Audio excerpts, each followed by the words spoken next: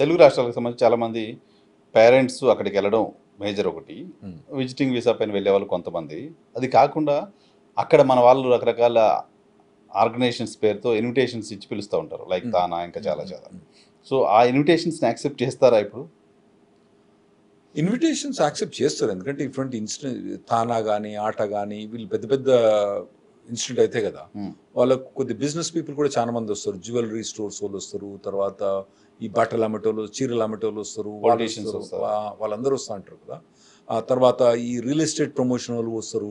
వాళ్ళు ఏదో బిల్డింగ్లు ఎన్ఆర్ఐలకు అమ్ముకోవాలంటే వాళ్ళు అక్కడ తీసుకొని వస్తారు.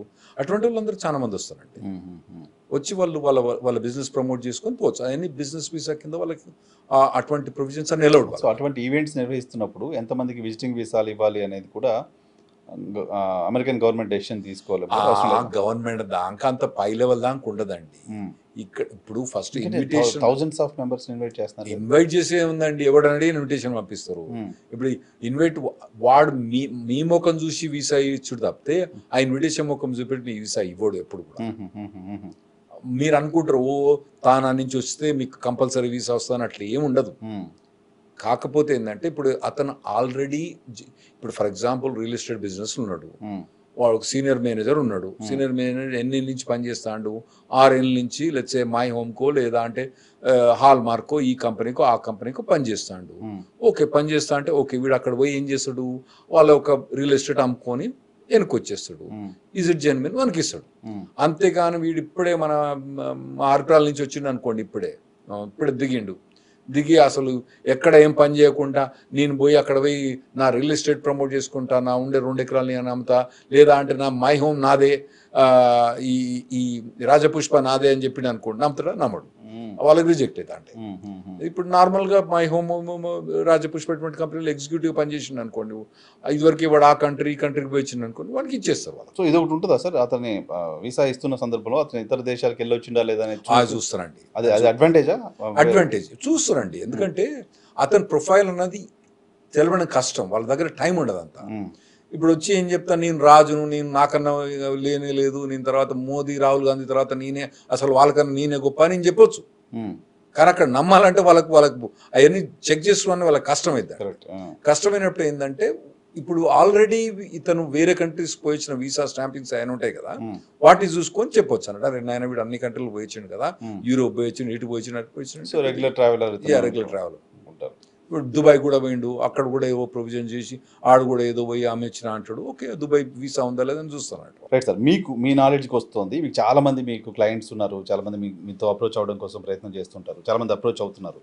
మీరు చెప్తున్నారు కదా ఆల్రెడీ గ్రీన్ కార్డు ఉన్న వాళ్ళు కూడా టెన్షన్లో మీకు ఎక్కువ పే చేసి మరీ మీతో మాట్లాడతారు. ఏంటి సార్ వాళ్ళ దగ్గర మీరు అబ్జర్వ్ చేసిన ఇబ్బందులు ఏమొస్తున్నాయి? అంటే ఒకటి ఫియర్ అనేది బాగా క్రియేట్ చేసిందండి అడ్మినిస్ట్రేషన్. అంటే ఫియర్ క్రియేట్ చేయడం కాదు, ఎన్ఫోర్స్మెంట్ కూడా బాగా ఎన్ఫోర్స్మెంట్ పెరిగింది. కాకపోతే అంటే గ్రీన్ కార్డ్ వాళ్ళకి ఇబ్బంది లేదు. ఇదివరకు H1B వీసా కంపెనీ ఏ నుంచి కంపెనీ బి పోవాలంటే కొద్దిగా ఈజీగా ఉండే, F1 మీద H1 మీద పోవాలంటే చాలా ఈజీగా ఉండే, తర్వాత F1 OPT నుంచి స్టెమ్ ఎక్స్టెన్షన్ పోవాలని ఈజీగా ఉండే.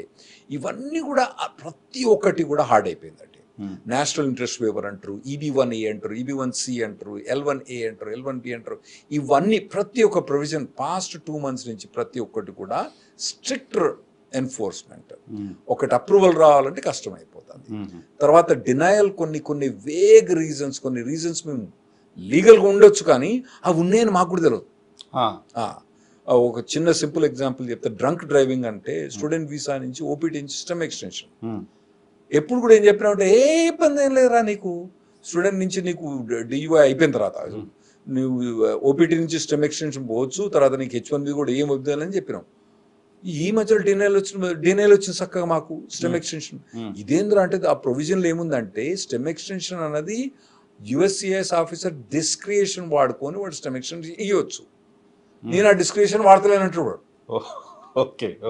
సో ఇటువంటి అన్ని రూల్స్ ఉన్నాయి కానీ వాళ్ళు అవన్నీ ఎన్ఫోర్స్ చేయలే అంతకుముందు, ఇప్పుడు ఎన్ఫోర్స్ చేస్తున్నారు. సో స్టెమ్ ఎక్స్టెన్షన్ కూడా టెన్షన్ ఉంది ఇప్పుడు. స్టెమ్ ఎక్స్టెన్షన్ టెన్షన్, ప్రతిదీ టెన్షన్ అన్నట్టు. అంటే నేనేమో DUI అంటే డ్రంక్ డ్రైవింగ్ ఉంటే చెప్తాను, నార్మల్గా జాబ్ ఉన్న వాళ్ళ కాదు కానీ కొద్దిగా క్రిమినల్ హిస్టరీ ఇటువంటి ఉన్న వాళ్ళు. డ్రంక్ అండ్ డ్రైవ్ ఉన్నా అది పెద్ద క్రైమ్ ఏమో కదా అక్కడ. మీడియం లెవెల్ మీడియోకర్ క్రైమ్ అండి. అంత పెద్ద క్రైమ్ గా అంటే for the immigration purposes the mediocre crime. So బయట నుంచి